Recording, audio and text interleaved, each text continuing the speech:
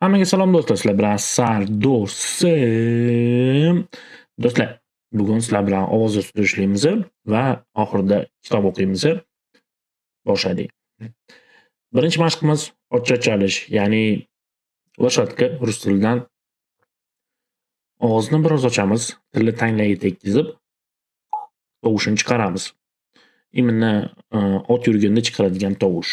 Bu mashqni 15 marta takrorlashimiz kerak.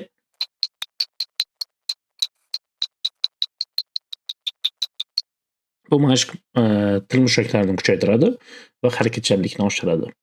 Keyingi mashqimiz maqom.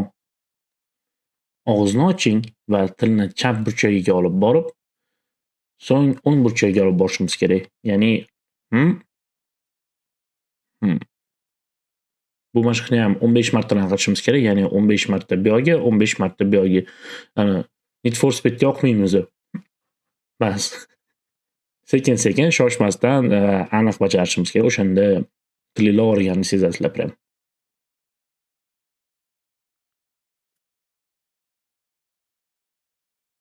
Молодец. Keyingi mashq trubka deb ataladi. Lablarni oldinga xuddi puflayotganday cho'zishimiz kerak. Ya'ni shunaqa. Keyin 3 ko'cha sanaymiz. 1, 2, 3. Keyin tabassum qilamiz. Yana 3 ko'cha sanaymiz. 1, 2, 3. Yana olti hot. Shu mashqni 15 martadan 3 soniyadan har bittasida ushlab turgan holatda bajarishimiz kerak. Boshladik.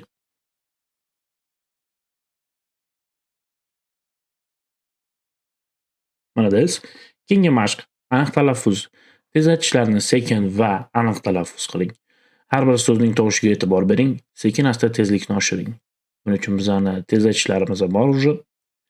Shirinning shir choyiga shiringina shirmoy non. Shirinning shir choyiga shiringina shirmoy non. Shirinning shir choyiga shiringina shirmoy non. Unaqa qiyin emas ekan. Boshqasini Solih hovlida holi qoldi. Solih hovlida holi qoldi. Sumalakning sim-sim siri sayyohlarga so'roq bo'ldi. Mana shu yaxshi ekan. Sumalakning sim-sim siri sayyohlarga so'roq bo'ldi. Sumalakning sim-sim siri sayyohlarga so'roq bo'ldi. Sumalakning sim-sim siri Sumalakning sim-sim siri sayyohlarga so'roq bo'ldi. Yomon emas. Bu safar bilan idealni ketamiz. Keyingi mashq ovoz tembirini pasaytirish uchun mashqlar. Ya'ni ovozingiz bo'lib, basistый bo'lib, chiyillamagan, do'lurroqroq bo'lib chiqishi uchun. Do'lurroqroq. Shunaqa so'z bormi o'zi? Bilmayman. Mani miyamda shunaqa so'z bor. Xullas, chiyillab gapirmaslik uchun. Birinchi mashq esnash. Og'izni katta ochgan holatda chuqur esnashimiz kerak. Bu mashqni 6 marta qilishimiz kerak.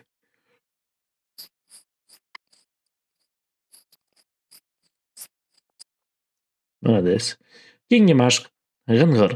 Og'izni yoping va tovushini chiqaring. Ko'krak qafasidagi tebranishni his qiling.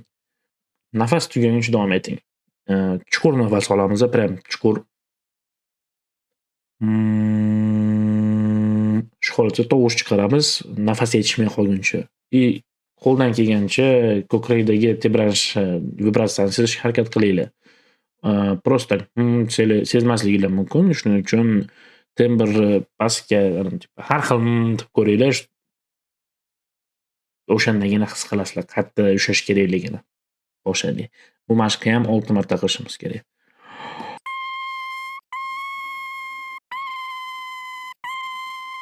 Keyingi mashqimiz buzzing.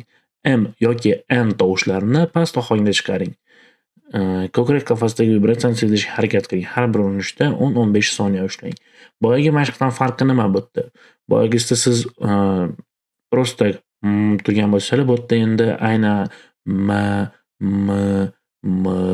m harfini chiqarishga harakat qilasizlar yoki harfini chiqarasizlar. va iloji boricha tovush tembirini pasaytiramiz. Ya'ni ma emasdi, ya'ni ma emasdi, ma iloji boricha tovushni pastga tushirishni ohangini tembrni pastga tushirishga harakat qilinglar. Bu mashqni ham 6 marta qilishimiz kerak. 10-15 soniyadan ushlashimiz kerak har bitta harfi. Ya'ni 3 marta m, 3 marta n. Boshladik.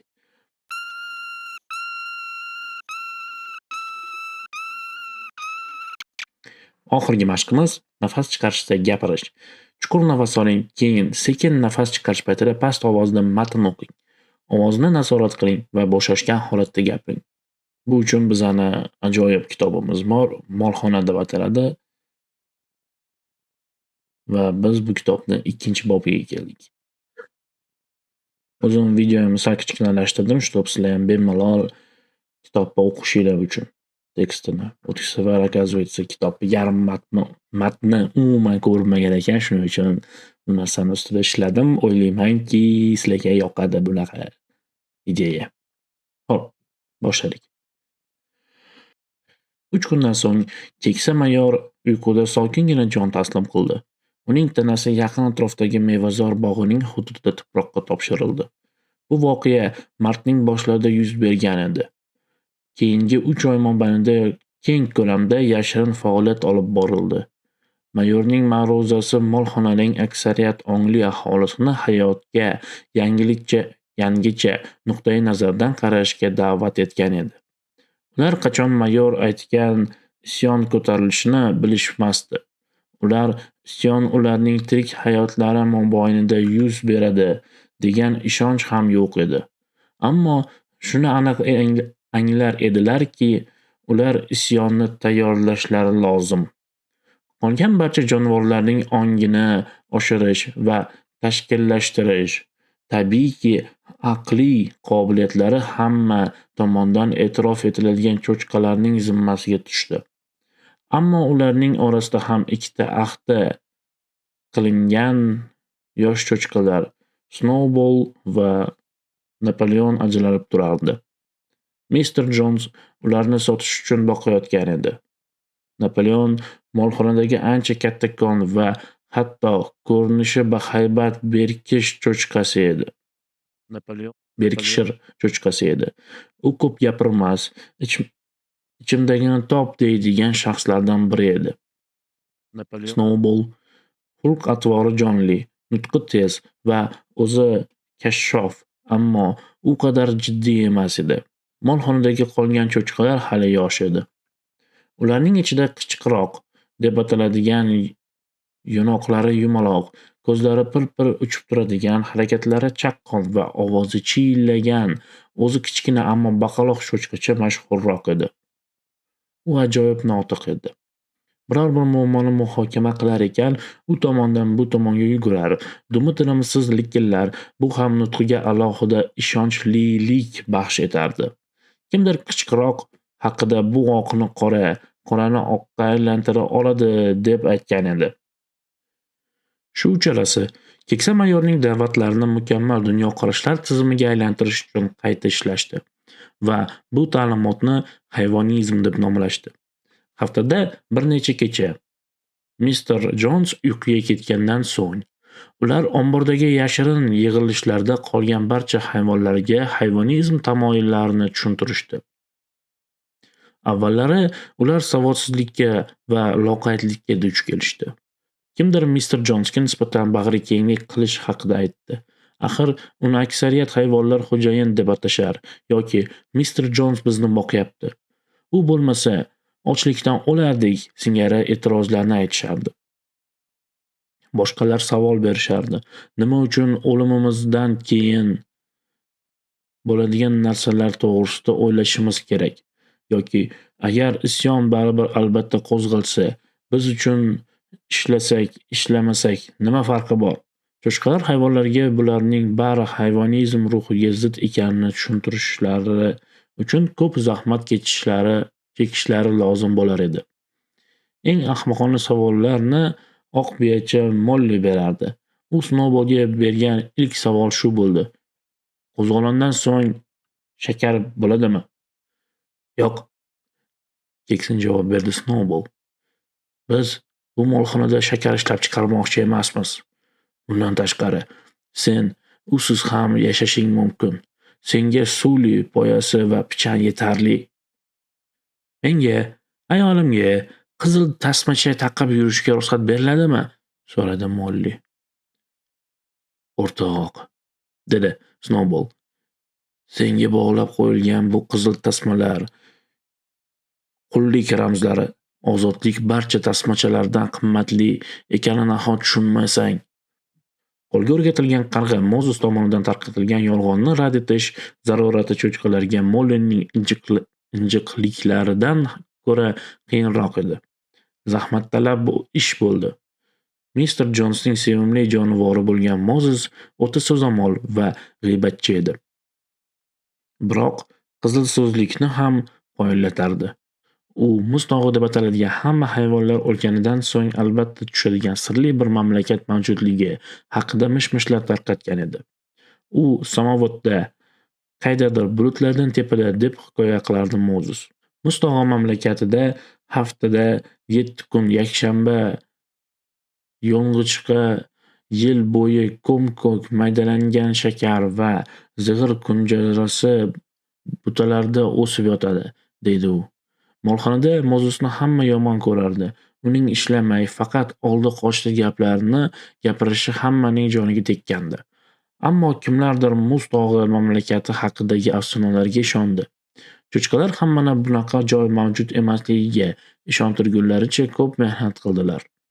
Ikkita yuk tashuvchi otlar, Clover va Boxer, eng sadoqatli yordamchilar bo'lib chiqdi. Albatta, tafakkur qilish jarayonining o'zi ular uchun oson emasdi.